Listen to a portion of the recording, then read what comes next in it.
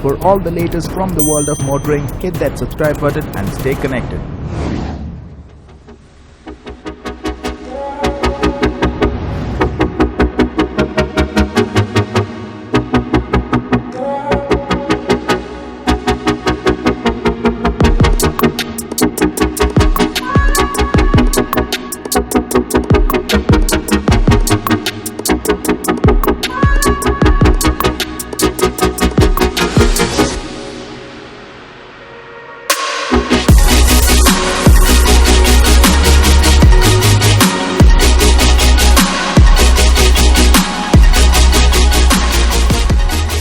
The Hyundai Santro came to India in 1998 with a humongous task on its hands: establish a relatively unknown Korean brand in the Indian automotive market.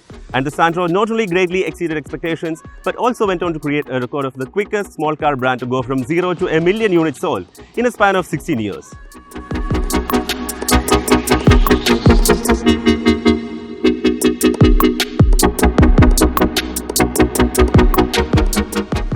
Before being discontinued, the Santro had become such a household name in India that when Hyundai recently ran a name hunt campaign for its latest hatchback, Santro emerged as the most preferred name with more than 2 lakh votes. And finally, we've got our hands on the all-new Santro, and let's check out if the new car packs enough to live up to the Santro name and replicate the success of its predecessor.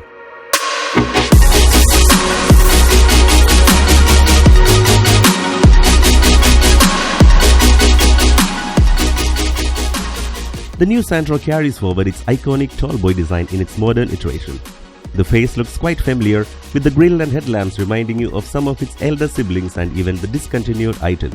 The wide gaping black surroundings for the grille is unique, with large fog lamps placed just below the headlights. The side profile is rather quirky, with 2 bold and distinctive character lines above both wheel arches. The belt line drops downwards after the B-pillar to create a much larger rear window that gives a sense of space and airiness to the passengers. Surprisingly, Hyundai is not offering alloy wheels even on the top of the line Asta variant, and that's a big disappointment. The rear styling is a little more sedate, with neatly designed taillights and bumper reflectors.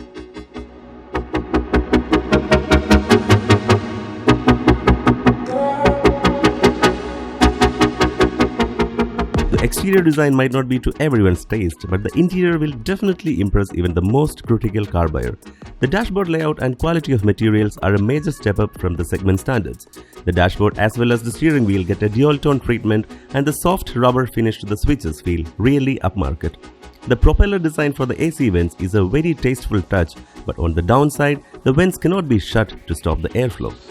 Power window switches are ergonomically placed near the gear stick, and the AMD gear stick itself is a treat to the eyes.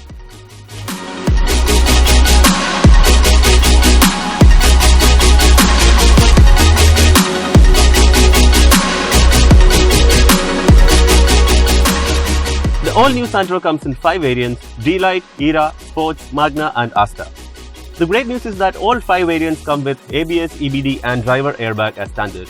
And this is the top of the line Asta variant, which also gets a passenger airbag and a 7-inch touchscreen infotainment system that supports Android Auto and Apple CarPlay. The Sports variant gets the same infotainment system with steering mounted controls, but misses out on reverse camera and parking sensors. All variants get a 2.5 MID screen that displays all the necessary driver information. Another interesting feature that all variants get is Hyundai's Swetch can that helps keep the car as well as the country clean. The AMT option comes in the Sports and Magna variants, but unlike the manual counterpart, the Magna AMT will get a music system with Bluetooth connectivity. The music system can be controlled with the Hyundai iBlue application.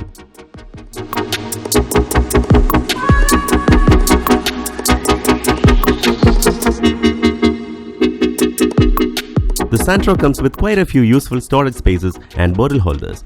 Driving position is upright with great visibility and good support from the seats. It's quite easy to get in and out of the rear cabin, and the elders in the family are going to be really happy about it.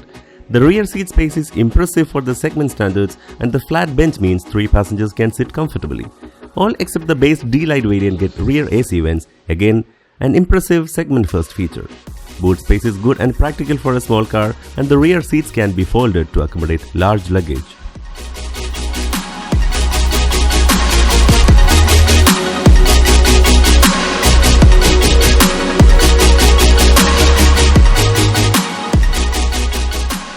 The all-new Santro is powered by a 1.1-litre 4-cylinder petrol engine that develops 69 PS of power and 99 Nm of torque.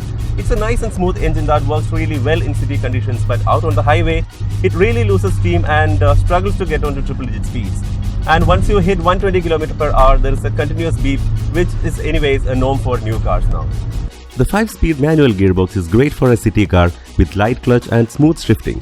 Torque gear ratios are exactly right for an engine that revs cleanly till around 4000 rpm, and you also get brilliant fuel economy. Hyundai claims a mileage of 20.3 km/L for the all-new Santro, and I'm now getting 17.2 to a litre, despite some really fast driving, and that's really impressive.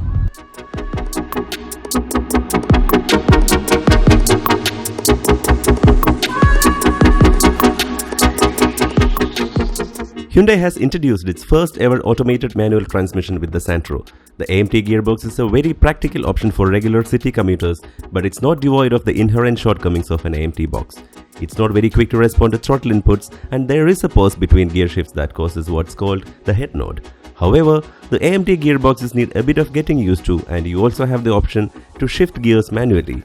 The most impressive aspect of the new Santro is its ride quality. The suspension absorbs a great deal of impact without transmitting anything into the cabin. Even noise insulation is brilliant for a car in this segment.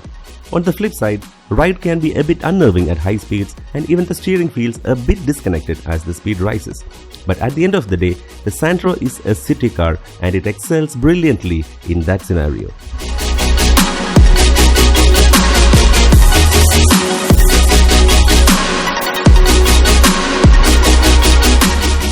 So, that's the all-new Santro for you. Completely new and packed with the latest tech and all sorts of goodies to give you great value for your money.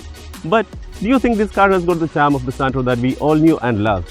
And can it replicate the same success? Let me know your thoughts in the comment section below. Thanks for watching and do subscribe to our channel.